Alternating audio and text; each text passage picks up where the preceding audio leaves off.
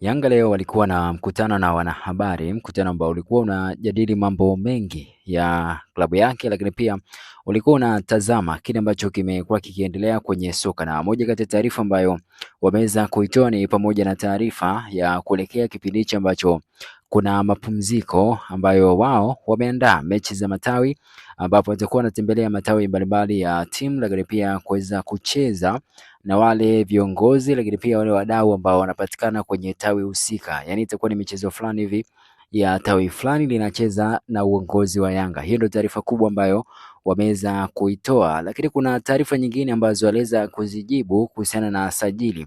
ambazo zitaenda kufanyika katika mwezi Januari, na moja kati ya taarifa ambayo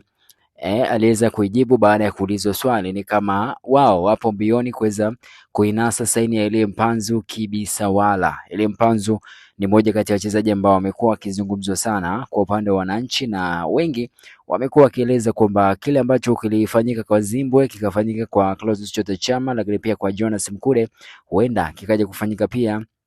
kwa upande wa Elie Mpanzu Kibisawala. Kama unakumbuka, walikuwa wanamsifia sana Chama kwa misimu kadhaa, kila mtu akizungumza anasema Chama ni mzuri, Chama amekuwa kwenye kiwango bora, na baadaye wakasepa nawe. Vivyo hivyo kwa Zimbwe, rais wa klabu ya Yanga, naye pia ni mmoja kati ya watu ambao wamekuwa wakimsifia mno, na tumeshuhudia pia msimu huu akiweza kutimkia Jangwani. So wengi wanaona kama dalili hizi pia ni kiashiria tosha cha kwamba huenda Elie Mpanzu Kibisawala kwenye dirisha la mwezi Januari, dirisha dogo, akaja kutimkia Jangwani, au mwishoni mwa msimu tukaona akiweza kuhamia pale Jangwani. Jean Charles Ahoua pia ni mmoja kati ya wachezaji ambao wanatajwa kuweza kutimka kwenye kikosi cha Simba, na inaelezwa kwamba kuna vilabu mbalimbali vimeshaanza kutuma ofa kwa kuwa mkataba wake umebakiza miezi 6 kuweza kumalizika, na Fadlu Davids ni mmoja kati ya watu ambao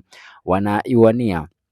saini yake, akiwa anataka aweze kumpeleka pale nchini Morocco kwa ajili ya kwenda kuitumikia klabu ambayo amekuwa akifundisha. Vivyo hivyo kwa Pacome Zouzoua, naye pia anatajwa sana kuweza kutimka Jangwani, lakini hiyo ni moja kati ya taarifa ambazo nimeweza kuzipata na nikisema niweze kushare na wewe ufahamu ni kitu gani ambacho kinaendelea kwenye soka. Elie Mpanzu Kibisawala soon tutaweza kumshuhudia pale Jangwani kama mambo yataenda vizuri, kwa kuwa dalili zinaonyesha kwamba tayari wana wameanza kupenyeza ajenda zao, na tusione